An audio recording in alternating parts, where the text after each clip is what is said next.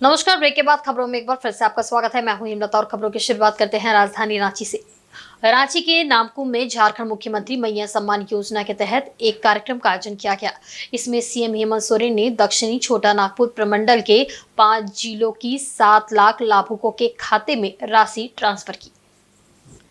कार्यक्रम को संबोधित करते हुए सीएम हेमंत सोरेन ने बड़ी घोषणा की है कि अब उनकी सरकार मैया सम्मान योजना की उम्र सीमा 21 वर्ष से घटाकर 18 वर्ष करेगी, यानी अब 18 वर्ष की उम्र से इस योजना का लाभ मिलेगा। उन्होंने कहा कि महिलाओं के आर्थिक सशक्तिकरण के लिए सरकार हर कदम उठा रही है। आगे भी सरकार उनके हित में कार्य करती रहेगी। नामकुम के खोजा टोली का ट्रेनिंग ग्राउंड बुधवार को रांची, खूंटी, गुमला, सिमडेगा और लोहरदगा की महिला लाभुकों से खचाखच भरा हुआ था। झारखंड मुख्यमंत्री मैया सम्मान योजना के लाभुकों के चेहरे पर खुशियों के उपहार का उत्साह साफ झलक रहा था। मुख्यमंत्री हेमंत सोरेन ने इन 5 जिलों की बहनों को मैया सम्मान योजना का तोहफा दिया। राज्य के 19 जिलों की महिला लाभुकों के खाते में 1,000 रुपए भेजे जा चुके हैं। हेमंत सोरेन सरकार इस योजना के तहत सालाना 12,000 रुपए महिला लाभुकों को दे रही है। सीएम हेमंत सोरेन ने सोशल मीडिया एक्स के जरिए खुशी जाहिर की है कि राज्य सरकार ने महज 1 महीना में झारखंड मुख्यमंत्री मैया सम्मान योजना को लेकर बड़ी सफलता हासिल की है। करीब 48 लाख महिलाओं ने इसके लिए आवेदन दिया और करीब 45 लाख महिलाओं का आवेदन स्वीकृत किया जा चुका है। उन्होंने कहा कि उनकी सरकार महिला सशक्तिकरण के लिए हर संभव कदम उठाती रही है। इस दिशा में ये महत्वपूर्ण कदम है।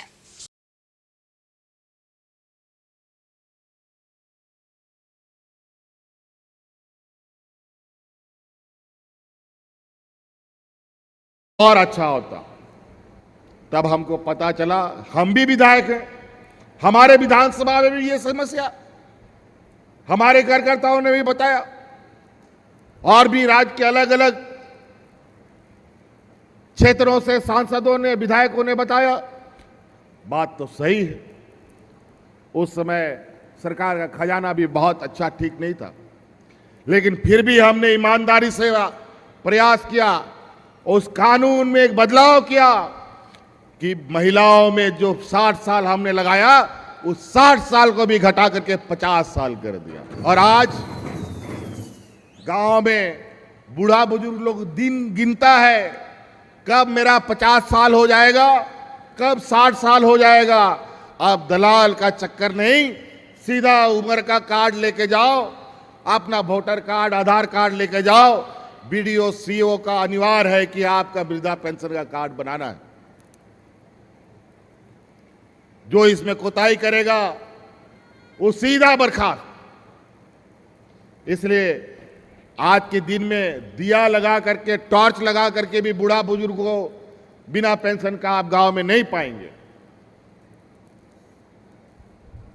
लगभग 9 लाख से अधिक बच्चियां अभी उसमें जुड़ी हैं और मुझे लगता है कि ये 12-15 लाख की संख्या इनकी होगी।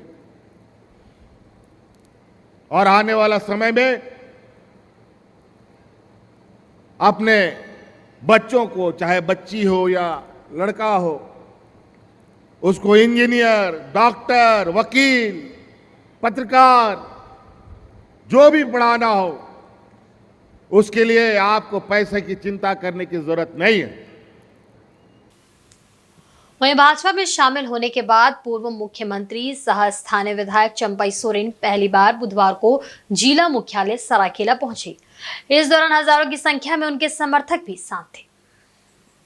जिला भाजपा कार्यालय में जिला अध्यक्ष उदय सिंह देव के नेतृत्व में भाजपाइयों ने चंपई सोरेन एवं उनके पुत्र सीमा सोरेन का स्वागत किया।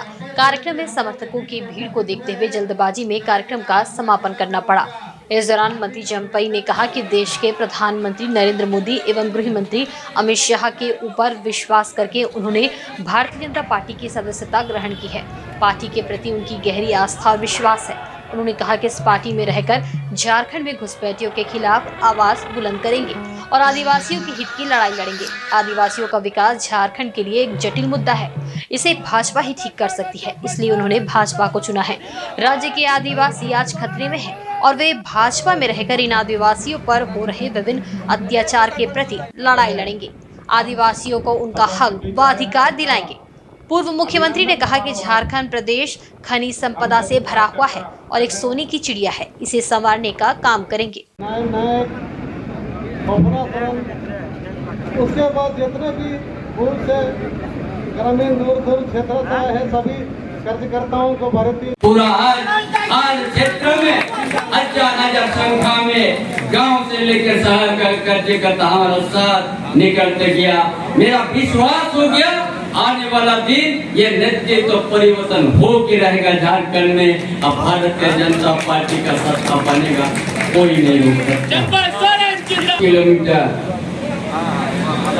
हर जगह में उसी तरह हर गांव में उमड़ के आदमी लोग रोड में निकला था। और यहाँ भी आज गुरुड़ी से आज यहाँ शहीद स्थल तक, और आज भी हम लोग देखते देखते यहाँ भी हम लोग कुछ आदमी बैठे थे बातें बातें यहाँ भी भर गया। ये आज संदेश लग गया कि झारखंड में भारतीय जनता पार्टी का ये सोच, जो सोच हमने विश्वास किया, जो नेतृत्व का काम किया है, इस राज को जो है इस स्थिति में खड़ा किया। एक दिन इसी भारतीय जनता पार्टी में रह के एक चुन के हम लोग अच्छा उन लोग को सबक सिखाएंगे और झारखंड को हम लोग विकास की ओर ले जाएंगे। देश के अंदर में अच्छा प्रदेश हम लोग निर्माण करेंगे और इसी साथ ही हमारा अपना विचार समाप्त। झारखंड जय श्री राम। इधर चक्रधरपुर रेल मंडल में कार्यरत all India track maintainer union के राष्ट्रीय अध्यक्ष चांद मोहम्मद ने कांग्रेस के पूर्व अध्यक्ष और संसद में विपक्ष के नेता सांसद राहुल गांधी से दिल्ली के कैंट रेलवे स्टेशन के पास मुलाकात की है। इस मुलाकात के दौरान चांद मोहम्मद ने राहुल गांधी को पूरे भारतीय रेल में कार्यरत ट्रैक मेंटेनरों की समस्याओं को रखा है। इस दौरान राहुल गांधी को रेल पटरी पर ले जाकर ट्रैक मेंटेनरों ने बताया कि किस विषम परिस्थिति और सुरक्षा के अभाव में उनसे रेलवे काम ले रही है, जिसके कारण हर साल रेलवे में 450 से अधिक ट्रैक मेंटेनरों की ट्रेन की चपेट में आकर मौत हो जाती है।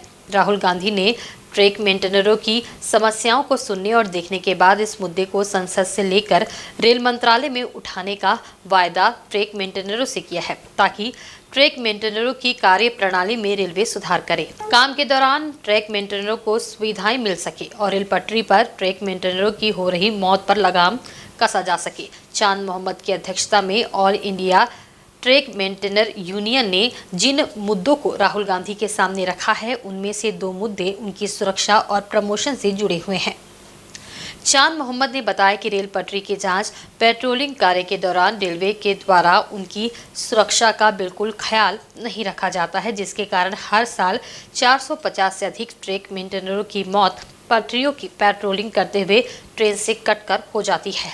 ये आंकड़ा बॉर्डर पर देश की सुरक्षा कर रहे जवानों के शहीद होने वाले जवानों से भी ज़्यादा है।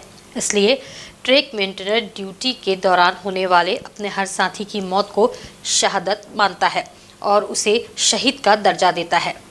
चांद मोहम्मद ने ट्रैक मेंटेनरों की सुरक्षा के लिए सुरक्षा कवच यंत्र की मांग की है, ताकि रेल पटरी पर काम कर रहे ट्रैक मेंटेनर को कार्य के दौरान ट्रेन आने का संकेत सही समय पर मिल जाए और वह ट्रेन की चपेट में आने से पहले पटरी से हट जाए और अपनी जान बचा सके।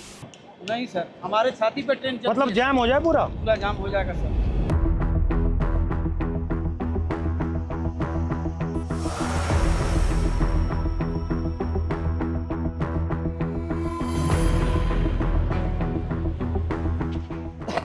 तो इसमें क्या क्या रखते हैं आप?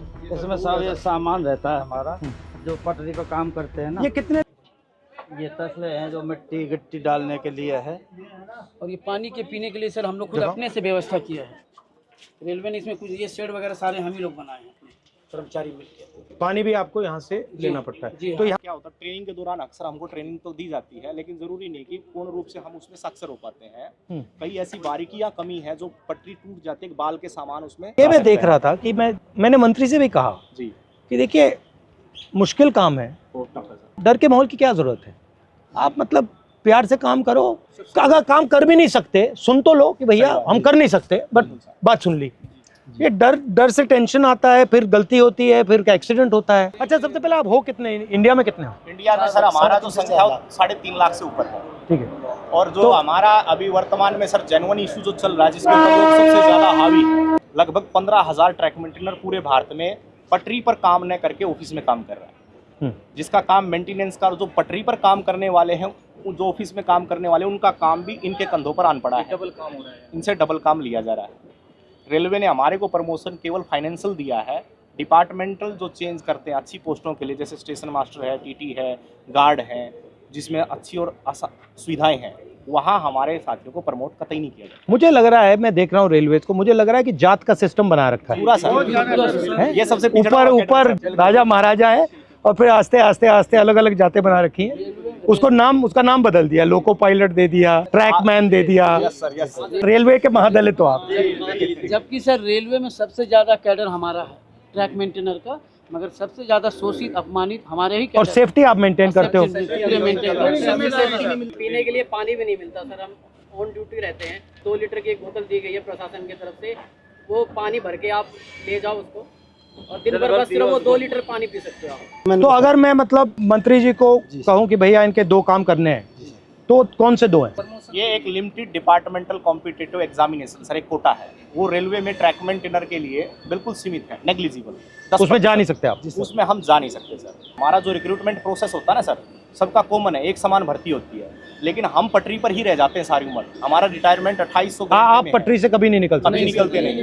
Limited departmental competitive examination sir ये हमारा। और रेलवे में कोई भी कर सकता है एग्जाम? हाँ, चाहे तो सर ये पॉलिसी मैटर है, रेलवे जब चाहे इसको बदल सकती है। और अन्याय है ये बिल्कुल, क्योंकि अगर आप पास कर सकते हो तो आपके लिए मना क्यों है? यदि हम प्रमोशन के लिए कहीं पर भी ट्रिब्यूनल में जाते हैं, कहीं लेबर कमिश्नर के पास जाते हैं, तो रेलवे बोलती है कि हमारे पास मैन पावर नहीं है और रेल सुरक्षा के साथ खिलवाड़ हो सकता है, इसलिए आपको प्रमोट। रेलवेज में कितने लोग काम करते हैं पूरी रेलवेज में? पूरी रेलवे में वर्तमान में सर 11 लाख कर्मचारी। और आप कितने हो? उसमें से 3.5 लाख से ऊपर। तो मतलब 3.5 लाख के लिए एग्जाम मना है? जी सर, ये मना 3.5 लाख के लिए मना है। और दूसरा सबसे बड़ा मुद्दा सर रक्षक डिवाइस हमारा, ताकि अगर गाड़ी आ रही तो उनको संकेत हो जाए कि गाड़ी आ रही है, तो वो क्या है कि ट्रैक से हट जाएंगे ताकि वो शहीद नहीं होंगे। तो वो हमारा सबसे आपसे निवेदन है कि हमारा रक्षक डिवाइस जो हमारी ट्रैकमैन सुरक्षित रहे, हमारी ट्रैकमैन सुरक्षा रहेंगे, तभी हम रेलवे ट्रैक को सुरक्षा रखेंगे।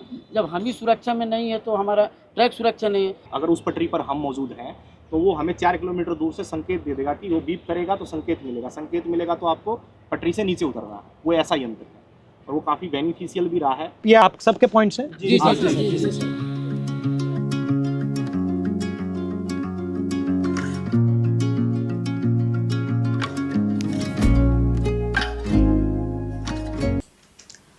रांची के हरमोई स्थित आजसू पार्टी कार्यालय में बुधवार को मिलन समारोह का आयोजन किया गया। कार्यक्रम में मुख्य रूप से पार्टी के अध्यक्ष सुदेश महतो उपस्थित थे। उन्होंने अपने संबोधन में संगठन को मजबूत बनाने पर बल दिया। समारोह में झारखंड के जाने माने उद्यमी, सुप्रीम कोर्ट के अधिवक्ता और समाजसेवी आशुतोष वर्मा ने अपने सैकड़ों युवा साथियों के साथ आजसू पार्टी का दामन थामा। इस अवसर पर सुदेश महतो ने आशुतोष वर्मा और उनके युवा साथियों का पार्टी में स्वागत किया। उन्होंने कहा कि हमें विश्वास है कि आप सबके सहयोग, अनुभव और ऊर्जा से पार्टी को नई ऊंचाइयों पर पहुंचाने में मदद मिलेगी और मिलकर चलने से जीत की राह बनेगी। मैं हमेशा राज्य के ऐसे प्रतिनिधि जो यहाँ से जाकर बाहर, चाहे वो सुप्रीम कोर्ट में हो या फिर उद्योगपति के रूप में हो, जो भी काम कर रहे हैं, उन्हें अपने प्रदेश की चिंता होनी चाहिए। आशुतोष जी पॉलिटिकली एक्टिव हुए थे बीच में, चूँकि चुनाव लड़ा तो निश्चित रूप से राज्य के पॉलिटिकली में उनका लगाव रहा है, लेकिन ये फिर से कई एक गैप के बाद फिर से आना चाहते हैं। इनके जो अधूरा काम रह गया शायद जो प्रारंभ किए थे उसे पूरा करना चाहते हैं। तो संपन्न लोग, संभावना वाले लोग, दूरदृष्टि वाले लोग जितना आएंगे तो उतनी तस्वीर साफ होने में मददगार होंगे। ये हम मेहनत करेंगे, ये मेहनत करें और राज्य के लिए कहीं ना कहीं कल्याण होगा, ऐसा उम्मीद है मुझे। इधर जमशेदपुर के राजेंद्र विद्यालय में कक्षा 10वीं और 12वीं के 89 बच्चे फेल हो गए हैं। इस मामले को लेकर बुधवार को विभिन्न राजनीतिक पार्टी के प्रतिनिधियों ने राजेंद्र विद्यालय में जमकर हंगामा किया। इनके द्वारा प्रिंसिपल पियाली मुखर्जी के कक्ष का घेराव कर फेल हुए बच्चों को प्रमोट करने की मांग की गई। अभिभावकों का आरोप था कि जो बच्चे प्राइवेट टीचिंग ले रहे थे उन्हें पास कर दिया गया है, वहीं अन्य को फेल कर दिया गया है। उन्होंने कहा कि विषयवार शिक्षक द्वारा किसी अन्य विषय का क्लास लेने के कारण बच्चे उन विषयों में कमजोर हो गए हैं, इसलिए स्कूल इन बच्चों को पास कर दे। वहीं ये भी आग्रह किया कि फेल बच्चों का फॉर्म भरकर परीक्षा देने की अनुमति दी जाए। अगर उसमें भी बच्चे पास नहीं होते हैं तो ये बच्चे और उसके अभिभावक की जिम्मेदारी होगी। वहीं प्रिंसिपल प्याली मुखर्जी ने कहा कि 6वीं से लेकर 12वीं तक बिना पढ़े बच्चों को पास कर देना क्या उचित होगा। बावजूद पिछले बार एसडीओ के दिशा निर्देश पर फेल हुए बच्चों को प्रमोट करने के लिए दोबारा परीक्षा ली गई थी, लेकिन उसमें 15 बच्चे ही पास हो पाए, जबकि जिस पैटर्न में परीक्षा ली गई वह सभी बच्चों के लिए एक समान थी। उसमें कुछ बच्चे पास हुए और अन्य फेल हो गए। ये बच्चे की अपनी कमजोरी है, ना कि स्कूल की लापरवाही। बावजूद अभिभावकों के मांग को कमेटी में रखकर आगे के निर्णय लेंगे। कहीं ना कहीं छात्रों के साथ में भेदभाव किया जा रहा है। जो बच्चा यहाँ का क्लास टीचर जो है, जो टीचर पढ़ाते हैं, वो टीचर के पास में जो बच्चा ट्यूशन पढ़ेगा उसी को ही पास करेगा। और जो बच्चा फेल हो गया, 42 बच्चा फेल हो गया है, शुरू से लेके आज केजी क्लास से लेके यही पढ़ रहा है बच्चा। और टीचर लोग मनमानी तरीके से उन लोग को एकदम ट्रीट किया जा रहा है। क्लास में एक्स्ट्रा क्लास कराएंगे बोल के बैठाते हैं, एक्स्ट्रा क्लास भी नहीं करते। और वो बाकी बच्चे को प्रमोट कर दिया, सेट गेट के साथ में जो फेल बच्चों को प्रमोट कर दिया है। लेकिन ये बच्चे के साथ में ये दिक्कत क्या है, ये लोग एकदम डिटरमेंट बना लिया है कि मानसिकता बना लिया है कि हम लोग को ये बच्चे लोग को आगे पढ़ाना नहीं है, मतलब इन लोग को प्रमोट नहीं करना है। इन लोग का कहना है कि 1 साल और बच्चा पढ़े। 1 साल का बताइए आप खर्च कहाँ से हो ये करेगा। ये तो आप 3 महीने का समय बचा है, जिसमें कि 31 तारीख को डेट कट ऑफ डेट खत्म हो गया। अब 13 तारीख को रजिस्ट्रेशन, 13 का पहले रजिस्ट्रेशन कराकर उसको एग्जाम दिला। आगे का निर्णय आप लोग क्या कीजिए? आज का निर्णय हम लोग आधा घंटे का समय दिया है, नहीं तो हम लोग सच्चा में गेट में ताला मार देंगे और उस पर हम सारा चीज़ हम लोग उस पर लीगल वे में हम लोग जाएंगे। फिर शिक्षा मंत्री को भी इसका हम लोग सूचना करेंगे कि इस तरीके से राजेंद्र विद्यालय में हो रहा है। अपना बात रखने आए हैं प्रिंसिपल के सामने कि हमारे बच्चे जो भी कम मार्क्स लाए हैं उनको कम से कम रजिस्ट्रेशन करने दिया जाए, एग्ज़ाम अटेंड करने दिया जाए। यहाँ पर रिपीट करने का बात हो रहा है प्रिंसिपल से, तो उससे बच्चे का 2.25 साल बर्बाद हो रहा है, जो कोई भी पेरेंट्स एग्री नहीं है इसके लिए। 8 महीने बच्चे यहाँ पर पढ़ लिए हैं, मतलब उतने साल से पढ़ रहे हैं, 12 साल से पढ़ रहे हैं। अब 3 महीने बाकी है एग्ज़ाम का, तो उन्होंने बोल रहे फिर से रिपीट करो या फिर कोई और स्कूल में एडमिशन ले। तो ये तो गलत है ना। आप एग्ज़ाम तैयारी करवाइए, 2-3 महीने आपके हाथ में है। आप एक्स्ट्रा क्लासेस देके उन बच्चे को जो कमज़ोर है, कमज़ोर बच्चे का, अगर बच्चा कमज़ोर है तो उसमें टीचर की ही गलती होती है, बच्चे की गलती नहीं है। हर बच्चा एक जैसा, एक समान दिमाग का नहीं होता है। क्लास में 50 बच्चे पढ़ रहे, कोई एक ही बच्चा ना फर्स्ट होता है। तो जो कमज़ोर है उसको बोल देंगे घर में रहने, ये टीचर का गुण नहीं है, शिक्षक का गुण होता है। उस बच्चे को भी सिखाएं, उस बच्चे को भी पढ़ाएं और उसको भी उस लायक बनाएं कि वो फर्स्ट वाले के साथ बैठ सके। काउंसिल का क्राइटेरिया के अनुसार वो लोग पास नहीं किए, तो ये लोग बच्चे सब जा कर के एसडीओ के पास जा कर के हम लोग एक एग्रीमेंट हुआ था कि बच्चों को हम लोग एक मौका देंगे, फर्स्ट टर्म स्टैंडर्ड 10 और स्टैंडर्ड 12 का मौका देंगे, ताकि वो लोग पढ़ लिख करके प्रमोशन है। स्टैंडर्ड 11 में first term, second term, third term का सिलेबस था, वो लोग पास नहीं कर पाए। स्टैंडर्ड 12 में खाली फर्स्ट टर्म का सिलेबस था, तभी भी बहुत बच्चे पास नहीं कर पाए। और हमारे यहाँ बहुत बच्चे ऐसे भी हैं जो सेम क्वेश्चन पेपर था, सेम टीचर ने पढ़ाया, इसके बावजूद all of them they have been promoted, they have passed. So there are few, एक ग्रुप है जो पास नहीं है। Now without like they want to be promoted, they have their view that they want to be promoted, उनको promotion करना है। वहीं cyber ठग रोजाना नए नए तरीकों से लोगों को शिकार बना रहे हैं। वर्तमान में क्रेडिट कार्ड बनवाने के नाम ठगी के मामले बढ़ रहे हैं। ताजा मामला जमशेदपुर के सांची का है, जहां चेनाब रोड निवासी एवी रामाराव को पंजाब नेशनल बैंक का क्रेडिट कार्ड देने के नाम पर साइबर ठगों ने ठगी का शिकार बना लिया। पीड़ित ने बताया कि उन्होंने मोबीक्विक ऐप के माध्यम से क्रेडिट कार्ड लेने के लिए ऑनलाइन अप्लाई किया था। इसके बाद 3 सितंबर को उन्हें क्रेडिट कार्ड से संबंधित एक फ़ोन आया और उनसे पहले तो बैंक बैलेंस के संबंध में जानकारी ली गई। उन्होंने फ़ोन करने वाले को बताया कि उनके खाते में मात्र 3000 रुपये जमा है। इसके बाद ठग ने कहा कि क्रेडिट कार्ड लेने के लिए ज़्यादा पैसों की ज़रूरत होगी, तभी आपको क्रेडिट कार्ड मिलेगा। फिर रामाराव ने अपने परिचितों से सहयोग लेकर 15,000 रुपये अपने अकाउंट में जमा कराए।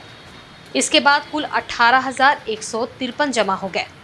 कुछ देर बाद उसी नंबर से वीडियो कॉल आया और फ़ोन करने वाले ने उनके आधार कार्ड, ATM और बैलेंस का स्क्रीनशॉट ले लिया। जैसे ही प्रक्रिया पूरी हुई, रामाराव के मोबाइल में सारे पैसे निकासी होने का मैसेज आया, जिससे वे समझ गए कि उनके साथ ठगी हुई है। उन्होंने देर न करते हुए तुरंत बिष्टुपुर थाना में पूरे घटनाक्रम की जानकारी दी।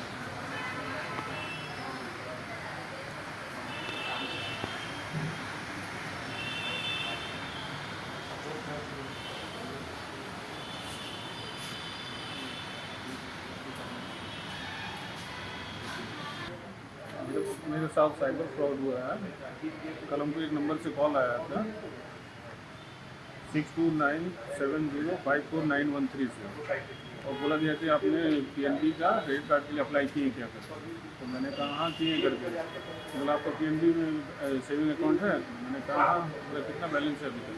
हम बोले उसमें मिनिमम जो रहता 3,500 होगा। तो बोला कि नहीं उतना में तो आपको क्रेडिट कार्ड इशू नहीं होगा, जो है तो बैलेंस थोड़ा उसको बढ़ाइए करके, कम से कम 15 से 20 हज़ार रुपये उसमें बैलेंस रहना चाहिए, तब जाकर हम क्रेडिट कार्ड इशू करते हैं। तो मैंने अपने फ्रेंडों से हेल्प की और अपने खाते से 5,000 और 7,000 करके 3 बार हम फ्रेंडों के हेल्प से पैसा अपने अकाउंट में ट्रांसफ़र करवाएं। तो फिर उन लोगों को कॉल आया कि आपने फंड अरेंज कर लिया। हम बोला कर लिए। बोला ठीक है, आपको वीडियो KYC करना है, आप लोग वीडियो कॉल कर रहे हैं तो स्क्रीन शेयर कीजिए। मैंने स्क्रीन शेयर किया। तो फिर मेरे को बोला कि PNB के ATM कार्ड है। हम बोला हाँ दिखाइए करके। तो PNB के ATM कार्ड आगे पीछे देखें और उसको आधार कार्ड देखें। फिर उसकी बात करने के क्रम में हमको मैसेज आया कि वन मूवी ट्यूब के द्वारा ऑनलाइन मैंने पैसा काटा गया मेरे अकाउंट में 18,153.40 रुपये। तो फिर मैंने उनसे बात किया तो उन्होंने फिर फ़ोन स्विच ऑफ कर दिया। लोगों तो PNB का ही आया था, कॉल भी किया तो उनका वीडियो कॉल में PNB का लोगो आया हुआ था। तो फिर हम तो PNB से ये करते हैं, हम तो उस समय बिजी के थे, थोड़ा दूसरा ध्यान में थे। हम जल्दी के चक्कर में सारा कुछ दे दिए डिटेल ऑनलाइन शेयर करने बोला। हमको स्क्रीन हम शेयर किए तो मेरा ID कार्ड, आधार कार्ड देखा, PNB का नहीं था। बाद में हमको चला पे कर रहे थे, साइबर वाला एक और लगा, बंगाल का नंबर आया, स्विच ऑफ बता रहा था। उसके बाद फिर 1-2 घंटा बाद फिर उसका ऑन हुआ था। फिर हमसे कॉल किया तो फ़ोन किया, बोला उसका बाद बोला मेरे अकाउंट में पैसा कैसे आपने रिसीव किया, तो फिर तब से अभी तक स्विच ऑफ है। जमशेदपुर के गोविंदपुर में स्थित कंपनियों से होने वाले प्रदूषण से क्षेत्र के लोग काफी परेशान हैं। प्रदूषण से लोग जहां गंभीर बीमारियों के शिकार हो रहे हैं, वहीं क्षेत्र कंपनियों में स्थानीय युवकों को रोजगार भी नहीं मिल पा रहा है। विभिन्न समस्याओं को लेकर भाजपा नेता विमल बैठा के नेतृत्व में ग्रामीणों ने उपायुक्त कार्यालय में लिखित ज्ञापन सौंपा। कंपनियों द्वारा CSR फंड से क्षेत्र में हो रहे समस्याओं का समाधान के लिए भाजपा नेता विमल बैठा ने कहा कि गोविंदपुर पंचायत अंतर्गत छोटे बड़े मल्टीनेशनल सैकड़ों कंपनियों जैसे Tata Motors, Tata power, Nuvoco steel strips कंपनियों के गाड़ियों के ओवरलोडिंग के कारण सड़कों का क्षतिग्रस्त होना चिंता का विषय है। क्षेत्र में छोटी बड़ी कंपनियां स्थापित है, पर क्षेत्र में जो CSR फंड के माध्यम से कंपनियों को क्षेत्र का विकास करना है, क्षेत्रीय जनता को सुविधा मिलनी है, जिसमें सड़क, नाली, स्ट्रीट लाइट, पेयजल, स्वास्थ्य सुविधा, मेडिकल कैंप जैसी सुविधाओं पर CSR फंड खर्च कर जनता को सुविधा देनी है। ऐसा कोई कार्य नहीं किया जाता जिससे क्षेत्र में मलेरिया, डेंगू, डायरिया जैसे जानलेवा बीमारियों से ग्रामीणों को सुरक्षा मिल सके। ना तो क्षेत्र में समय समय पर ब्लीचिंग पाउडर का छिड़काव होता है और ना स्वास्थ्य शिविर जैसे कैंप लगाकर कंपनियों के प्रदूषण से ग्रामीणों को हो रहे बीमारियों की भी जांच कराई जाती है। परंतु कंपनियां सिर्फ अपना काम निकाल रही है और उन कंपनियों के प्रदूषण के कारण क्षेत्र के लोगों को काफ़ी नुकसान हो रहा है। कई लोग बीमार पड़ रहे हैं। झारखंड सरकार के आदेशानुसार 75% क्षेत्र युवाओं को स्थानीय कंपनियों में रोजगार मिलना चाहिए। इस पर भी कंपनियां क्षेत्र के युवाओं को नौकरी नहीं देना और पंचायत समितियों द्वारा लिखित शिकायत के बावजूद भी किसी प्रकार की कोई मदद न करना, ये चिंता का विषय है। आज गोविंदपुर के मुखिया, जनप्रतिनिधि यहाँ उपस्थित हुए हैं और साफ एक ही मांग कर रहे हैं। जिस प्रकार पूरे क्षेत्र में डेंगू का प्रकोप छाया हुआ है, वहाँ पर जो कंपनियां बसी हुई है, उनका जो कचरा निकल रहा है, उस कचरे से कितना बीमारी फैल रहा है, ये किसी से छुपा हुआ नहीं है। जो गोविंदपुर में आज लगभग 10 से 15 फैक्ट्री, जो बड़े बड़े फैक्ट्री वहाँ बसे हुए हैं, टाटा कंपनी के फैक्ट्री हैं, जिसमें आपका टाटा पावर है, टाटा मोटर्स है, सबका कचरा गोविंदपुर होके जाता है और वो कचरा ये स्थिति में बैठ गया है कि लोगों को बीमारियां हो रही है। लोग आज डेंगू के शिकार हो रहे हैं। कचरा फैला हुआ है चारों तरफ, कोई देखने को तैयार नहीं, कोई सुनने को तैयार नहीं। आज गोविंदपुर के मुखिया और जनप्रतिनिधि यहाँ पहुँचे हैं और डीसी साहब से यही मांग कर रहे हैं कि हमें न्याय दिया जाए, गोविंदपुर वासियों को न्याय दिया जाए। जो क्षेत्र में कचरा फैला हुआ है, कंपनी द्वारा कोई काम नहीं किया जा रहा है, जिसमें टाटा मोटर्स है, टाटा पावर है, आपका निविको है, आपका लफा ये स्टील हिप्स है और कई कंपनियां वहां बसी हुई है जो वहां के लोकल लोगों पे ध्यान नहीं दे रहा है। ना CSR के माध्यम से वो किसी प्रकार का वहाँ एक्टिविटी कर रहा है। तो आज मुखिया संघ, मुखिया लोग यहाँ उपस्थित हुए हैं अपनी बातों को रखने और फरियाद करने डीसी साहब से कि अगर हम जनप्रतिनिधि हम बने हैं, इलेक्टेड जनप्रतिनिधि बने हैं, उसके बाद भी अगर वहाँ पर इस तरह का घटना होगा, इस तरह की बातें होगी तो हमारा फरियाद कौन सुनेगा। इसके लिए आज यहाँ सभी मुखिया उपस्थित हुए हैं। राजधानी रांची के जिला स्कूल मैदान में 6 सितंबर से राष्ट्रीय पुस्तक मेले का शुभारंभ किया जाएगा। 11 दिवसीय इस पुस्तक मेले का उद्घाटन झामुमो महासचिव सुप्रियो भट्टाचार्य करेंगे। पुस्तक मेले में देश भर के लगभग 40 प्रकाशकों के 50 स्टॉल लगाए जा रहे हैं। मेले के दौरान यहाँ विभिन्न साहित्यिक कार्यक्रम भी होंगे, जिनमें कवि सम्मेलन, कहानी पाठ, गजलों की दुनिया, वाद विवाद, बाल मंच, पुस्तक संस्कृति पर चर्चा, युवाओं का संसार, पुस्तक संस्कृति के प्रसार में मीडिया की भूमिका जैसे प्रमुख कार्यक्रम शामिल है। इस बाबत बुधवार को रांची प्रेस क्लब में एक प्रेस वार्ता आयोजित कर आयोजकों ने जानकारी दी। प्रेस वार्ता को ओकार्ड इंडिया के अध्यक्ष राकेश गुप्ता तथा राष्ट्रीय संयोजक सचिन कुमार ने संबोधित किया।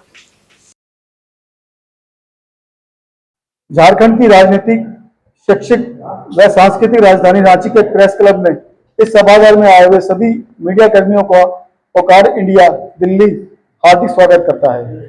ओकार्ड इंडिया का पूरा नाम Ojas centre for art and leadership development है।